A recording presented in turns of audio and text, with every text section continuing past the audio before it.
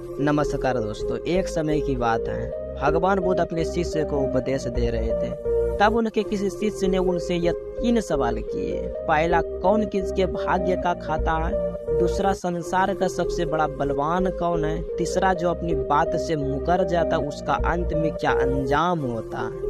गौतम बुद्ध कहते, तुम्हारे ये तीनों ही प्रश्न बहुत महत्वपूर्ण है, क्योंकि इन तीनों प्रश्न के उत्तर हर मनुष्य को जानना बेहद जरूरी होता है। इसलिए मैं तुमको यह कहानी सुनाता हूँ। उस कहानी में तुमको तुम्हारे इन तीनों प्रश्न का जवाब मिल ही जाएगा। कृपया तुम कहानी को ध्यान पूर्वक सुनना। एक जंगल में एक विशाल बरगद का पेड़ था। उस पेड़ पर एक बाज पक्षी रहता था। उस बरगद से थोड़ी ही दूर पर एक बील था। उस बील में एक सांप रहा करता था। फिर एक दिन जैसे ही सांप बील से बाहर निकलने लगा तो उस सांप को वह बाज पक्षी देख रहा था। जब सांप बील से बाहर निकलने लगा तो उसी समय बाज सांप पर झपटा, परंतु सांप अपने बील से अधिक बार नहीं निकला था, इसलिए वो वापस बील में चला गया। फिर थोड़ी देर बाद जब सांप अपने मुंह बील से बाहर निकाला और देखने लगा कि बाज पक्षी यहीं पर है या फिर वह कहीं चला गया, तो फिर वह बाज पक्षी दोबारा उस सांप पर झपटा, परंतु वह फिर से वापस अपने बिल के अंदर छुप गया। जैसे ही सांप अपने बिल से बाहर निकलने का प्रयास करता था तो बाज उस पर हमला करता था और उसे उठा लेने जाने की कोशिश करता। बाज मन में सोच रहा था कि जब मैं तू बाहर निकलेगा तो मैं तुझे अपना भोजन बना लूंगा। और सांप उस बाज के डर से बिल में छुपा रहता था। जब सांप को उस बिल में रहते हुए काफी समय हो जाता है तो सांप के मन में विचार करने लगता है कि यदि राजा विक्रम कहीं से आ जाए तो वह दूसरों के कष्ट का हरण करते हैं और राजा विक्रम ही ऐसे हैं जो कि मुझे इस बात से बचा सकते हैं। तो राजा विक्रम को याद करता हुआ सांप उस बिल में छुपा रहता था और जो भी उस मार्ग से निकल कर जाता था तो उसे सांप कहता था, भाई कोई मेरी बात राजा विक्रम तक पहुंचा दो या मुझे राजा विक्रम से मिला दो, तो मैं उनका जीवन भर एहसासमंद बना रहूंगा।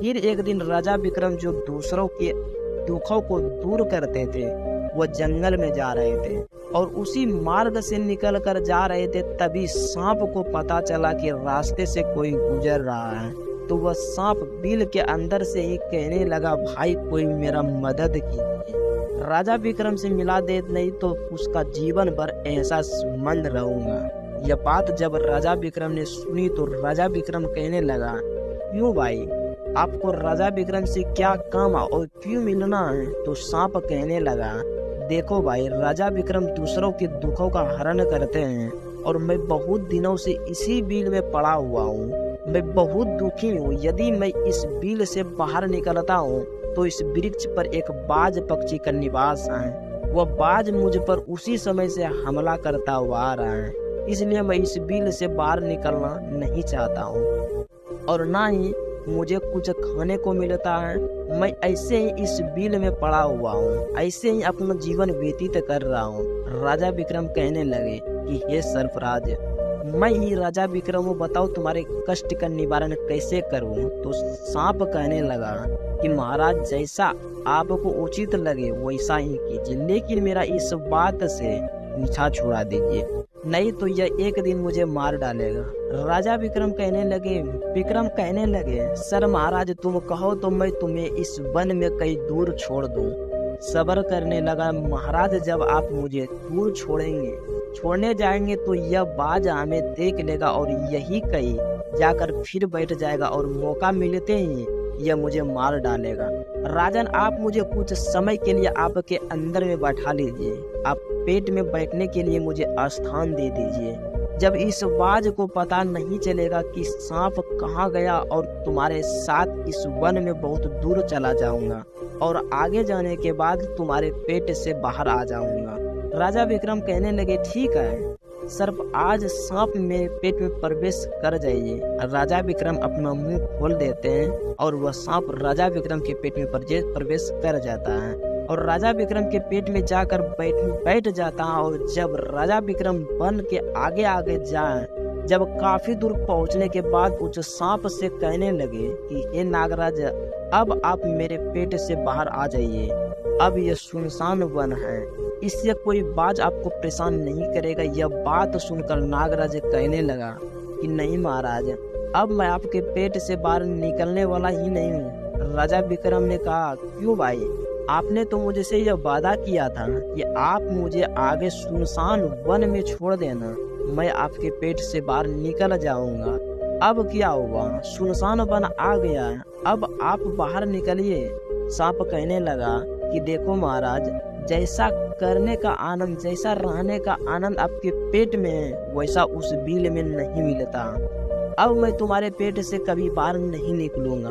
राजा विक्रम के मन में सोचने लगे कि यह तो बड़ा ही दुष्ट सांप है, अब मैं क्या करूं। और उसके जहर के प्रभाव से महाराज विक्रम का पूरे शरीर से कोट फूटने लगा। महाराज विक्रम के शरीर से कोट निकल आया। राजा विक्रम मन में सोचने लगे कि अब मैं यदि राजधानी को वापस जाऊं तो यह अभी भी संभव नहीं है, क्योंकि मैं इस वक्त कोड़ी हो गया हूं और मुझे इसी वन में रहकर इस नागराज से भी छुटकारा पाना है। यह सोचकर महाराज विक्रम एक पेड़ के नीचे झोपड़ी बनाकर सो जाते हैं। उनके शरीर से कोट टपकने लगा और बदबू होने लगी, जो कि सांप का जहर था, और सांप कुंडली मारकर राजा विक्रम के पेट में बैठा हुआ था। राजा विक्रम उस वन में पड़ी हुई है, एक कोड़ी की हालत में। अब इधर उन्हीं के समय एक प्रसिद्ध जनपद का श्रावस्ती और श्रावस्ती नगरी के महाराज थे तमध्वनि। महाराज तमध्वनि के 3 पुत्रियां थे और राजा तमध्वज बड़ा अहंकारी और बड़ा ही अभिमानी राजा था। फिर एक दिन उसने अपनी तीनों बिटिया को पूछा कि बताओ बिटिया, तुम किसके भाग्य का खाती हो। फिर उसने 2 बेटियों को तो राजा के डर से कहती है कि पिताजी, हम तो आपके भाग्य का ही खाते हैं।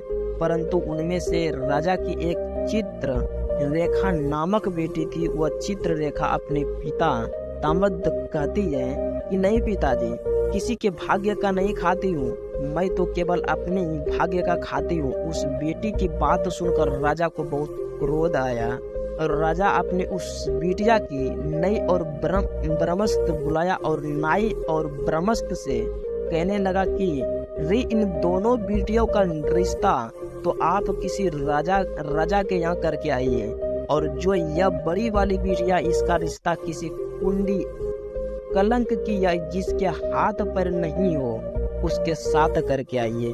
फिर राजा का आदेश मिलते ही नए नाई और ब्राह्मण उन तीनों बहनों का रिश्ता अपने के लिए चला देते हैं। उन्हें राजा की दोनों छोटी बिटिया का रिश्ता 2 राजवंशों में रहकर, परंतु तीसरी बेटी के लिए बहुत ही बेहद ढूंढते ढूंढते उसी वंश से निकल कर जा रहे थे, जिस वन में राजा विक्रम अपनी झोपड़ी में कोड़ी के रूप में पड़ते हुए आ रहे थे।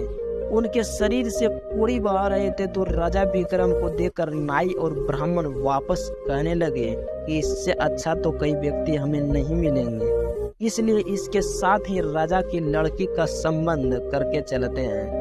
फिर राजा विक्रम के साथ नाई और ब्राह्मण ने राजा तामद की लड़की चित्र रेखा का विवाह तय कर दिया, और राजा ने भी बहुत जल्दी ही चित्र रेखा को उस वन में ले जाकर कि वही उस हरि राजा विक्रम के साथ उसका विवाह संपन्न कर दिया।